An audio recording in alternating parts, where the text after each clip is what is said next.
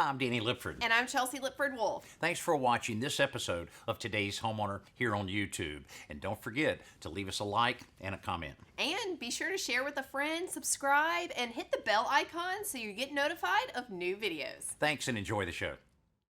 Not a bad looking living and dining room, but it needs just a few changes and definitely needs an update. Today's Homeowner with Danny Lipford, the voice of home improvement, with projects, tips, and ideas to help you improve your home.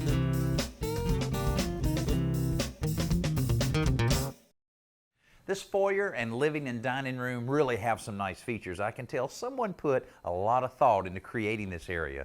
I mean, the step into the living room creates a kind of a feeling of a larger area than it actually is, and also interior columns are a nice accent for just about any room in the house. And I can tell someone spent a lot of time building this double pocket octagon ceiling. Now, I know that takes quite a while for all the framing and the trim work that's involved in that, but I question the thought behind this fireplace. It just doesn't seem to fit in.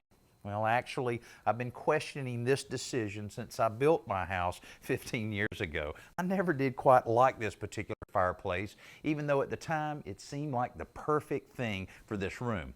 What I've always wanted is a more traditional fireplace, so I plan on completely removing this, putting in a new fireplace with a nice mantel that should be a lot more appropriate for this room. You know, many times you start out with just a little simple idea like this and the project grows and grows. Well, that's exactly what's happening here. We've also decided to completely remove all of the carpet and replace it with hardwood, replace the old composite marble we have on the foyer floor with something a little bigger and a little more modern looking, and certainly we're planning on upgrading the wallpaper that we have here, probably just remove it and maybe a fresh coat of paint. Now, what makes this interesting is my wife and kids have told me it better be ready for the holidays, so stick around and see if I can make this deadline.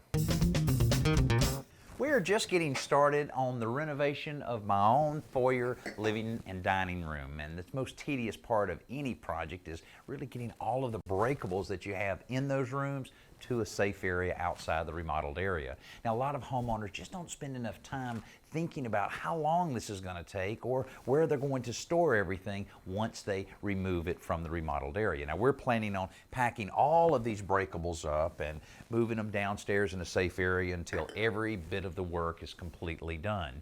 This is also the point in a project that a lot of damage can occur to furniture or some of the sentimental items that you may have in your house. But once all of these breakables are out of this area, we can really move full speed.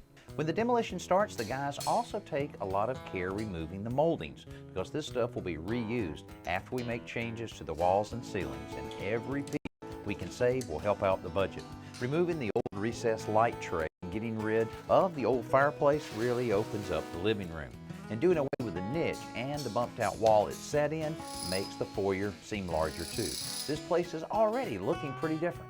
Obviously, it's a little too late to turn back on this project, but with everything removed from here, I can get a really good idea of some of the things I want to do. Now, one of the things I got to figure out is this fireplace. Now, originally, the fireplace lined up in this direction. The new fireplace will be a little more traditional and will face this direction, so I have to work with the fireplace contractor, try to figure out how we're going to offset it and still be able to route the vent up into the original chase. That'll take a little figuring there. Now, pretty much everything is gone from this area, including the two columns, one that was here and one that was over there, and we removed these to make it a lot easier for the flooring contractor later in the project to install the marble that'll go in the upper area and in the hardwood that'll go down below. And we put in a temporary post just to make sure that there's no settling at all. Anytime you have any columns, whether it's inside or maybe out on the front porch, it's a good idea to remove them if at all possible so that the flooring can continue under them. It's just a better way to do it.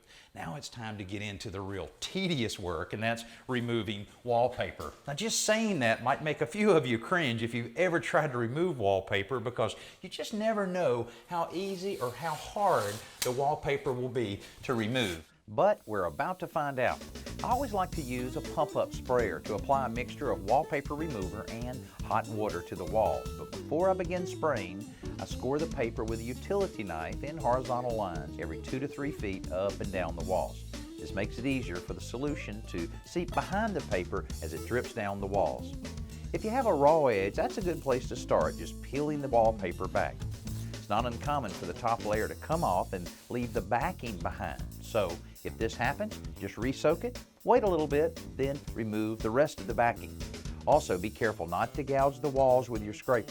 It's not real hard work, but it's tedious, and soon it pays off. Of course, the last step in any home improvement task is the cleanup, but that'll be fairly easy here. And actually, this whole project was fairly easy to remove all of the wallpaper. Thank goodness I had the sizing on the walls. Took a couple hours and a little bit of elbow grease, but everything is ready for paint other than a repair of a few little dents and dings here and there that we'll take care of when we install the rest of the drywall. After that and a little bit of trim work, we'll be ready to paint. But first, we have to deal with this fireplace challenge. That's coming up next. It's time for this week's simple solution from home repair expert Joe Truini. Every interior and painting project starts by putting down drop cloths to protect the floor, and that's particularly important in a room like this that has carpeting. Now, there are two basic types of drop cloths. There's clear plastic sheathing, which is very thin and tears easily, and plus it's really slippery. And there's canvas, which is very durable and pretty thick, but it's also porous, and sometimes if you still spill paint on it, it'll soak right through and get on the floor.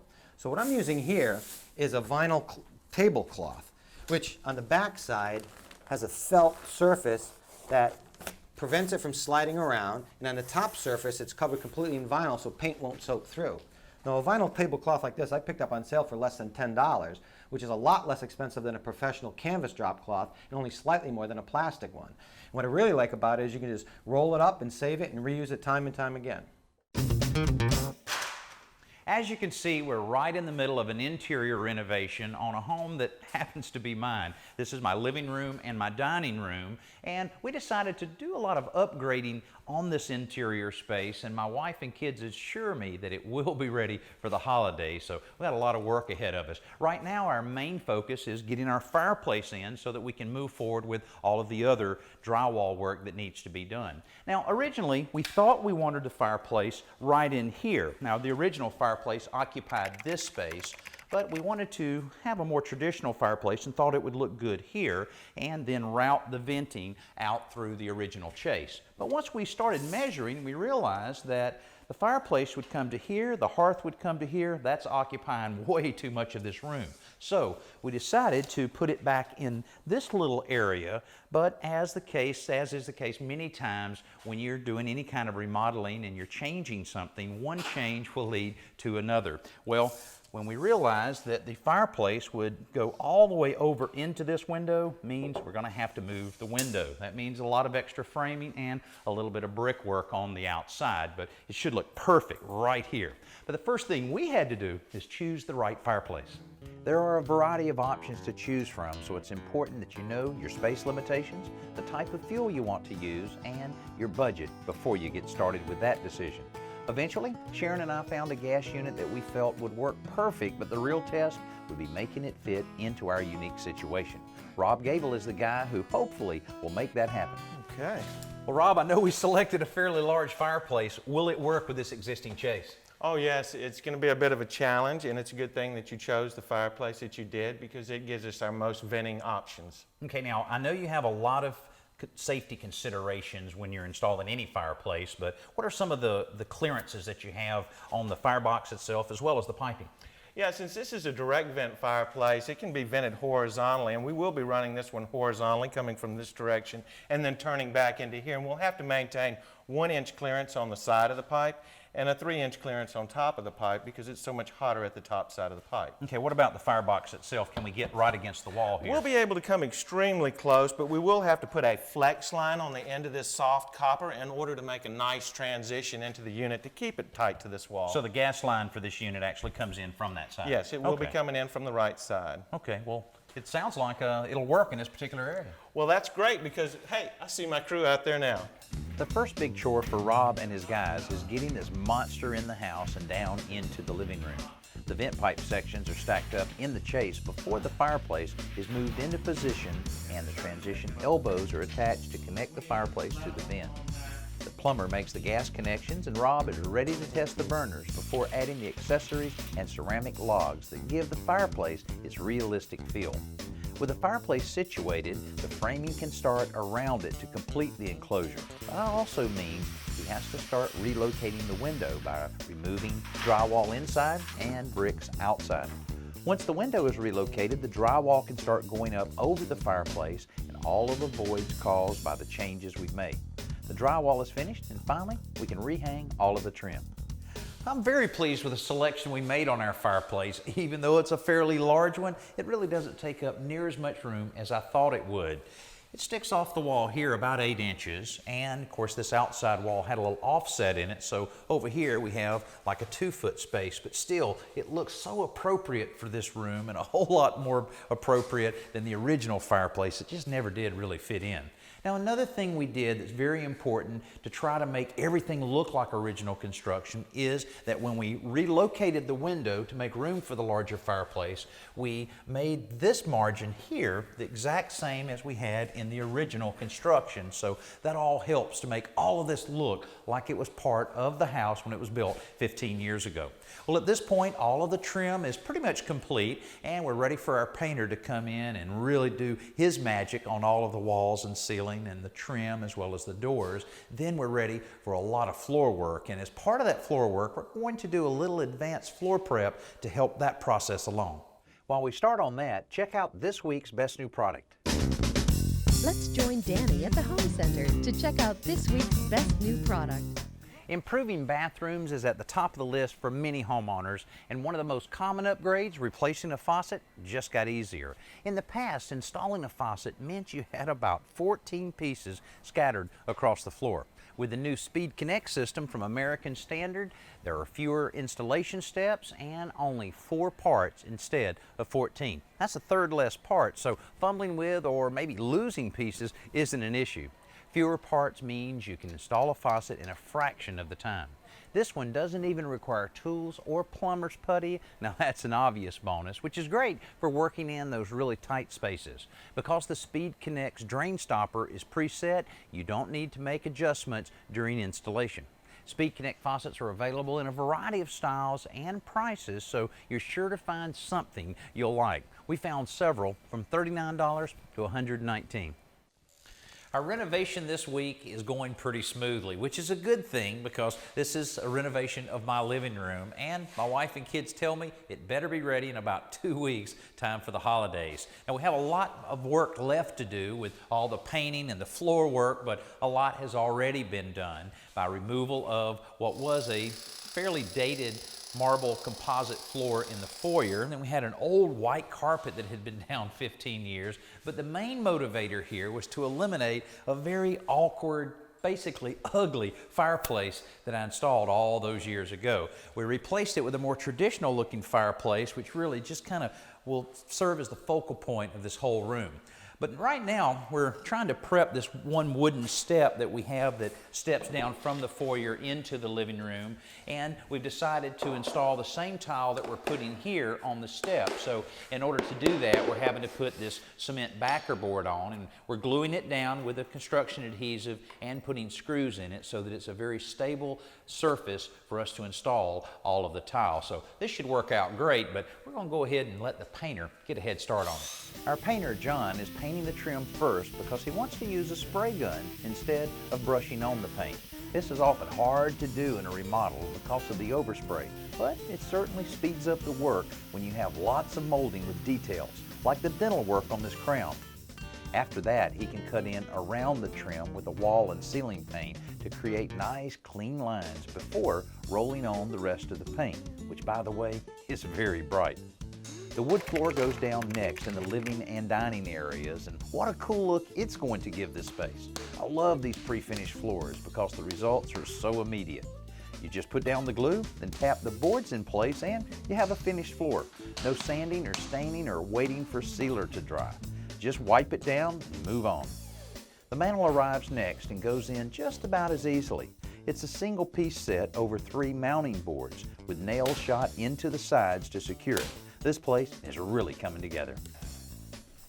When I found out what colors my wife and the decorator had chosen, I was a little skeptical because I had never thought of painting a ceiling red. But now that all of it's done, it really does go together very well to create that nice, elegant look we were looking for. And the hardwood floor goes right along with that. You know, a lot of times areas like this in your home, a living room and a dining room, tend to be a little more formal than the rest of the areas, and that's exactly what we wanted. And nothing defines elegance more than a very nice looking foyer floor. And you can see we've got a great start on one here. Now, before Tim, our tile man, was able to put down any of the tiles, he had a lot of floor prep that he had to do. Not only did we scar up the surface of the slab when we removed the other tile floor, we also found quite a dip right in the middle of the foyer itself. So Tim had to do a lot of work in filling all of that up. But once this is finished, it's going to be a great looking floor. Tim started yesterday with the bullnose tiles that cap the edge of the steps. This was important to do first because the pieces on the top step define the perimeter of the upper landing. For that area, we chose an 18-inch by 18-inch porcelain tile, but Sharon and the decorator decided to add a little pizzazz by having Tim inset darker marble accents in the pattern between the larger tiles. This is a great look, but it does take more time because of all the cutting and the layout that's involved. If you're doing it yourself, then plan on another day or so of wet saw rental. If you're paying a pro like Tim, expect the price to go up.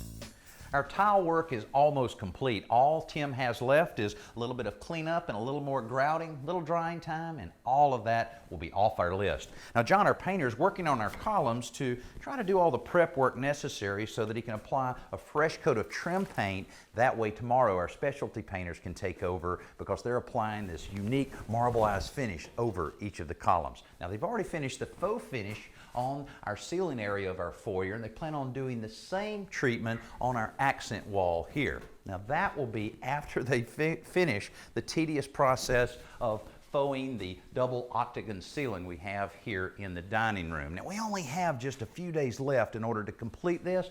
Carol, how do you feel? Will you be able to complete it? No problem, Danny. Give us a couple of more days and we'll be done. Great, great. That's good because after they get completed with everything, we have to bring in furniture, put down rugs, hang things on the wall, Christmas tree, and a few stockings on the mantle, but I think we'll make it.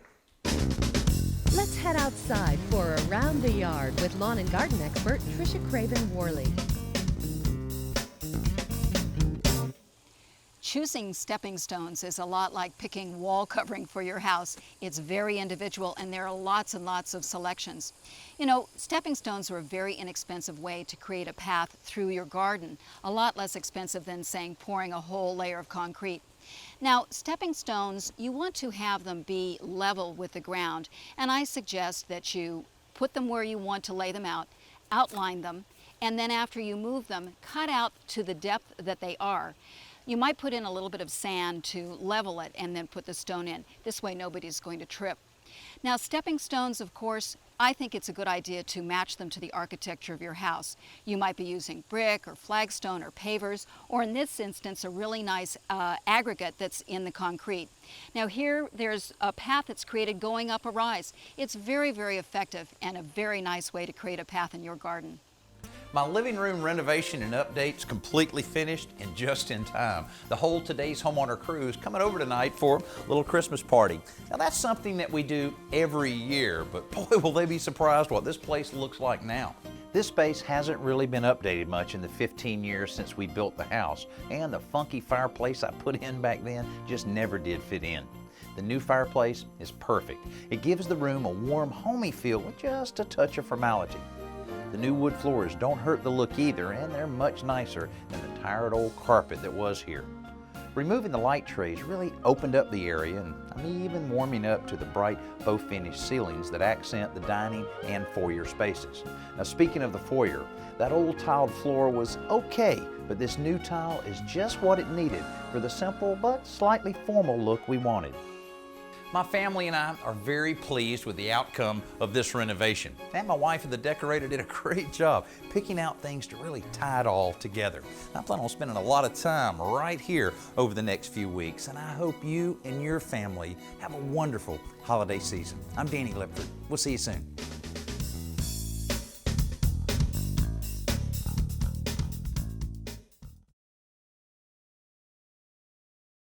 Thanks for watching this episode of Today's Homeowner. And don't forget to like, comment, and hit the bell icon so that you'll be notified of new videos. And be sure to click around and watch some more videos while you're here.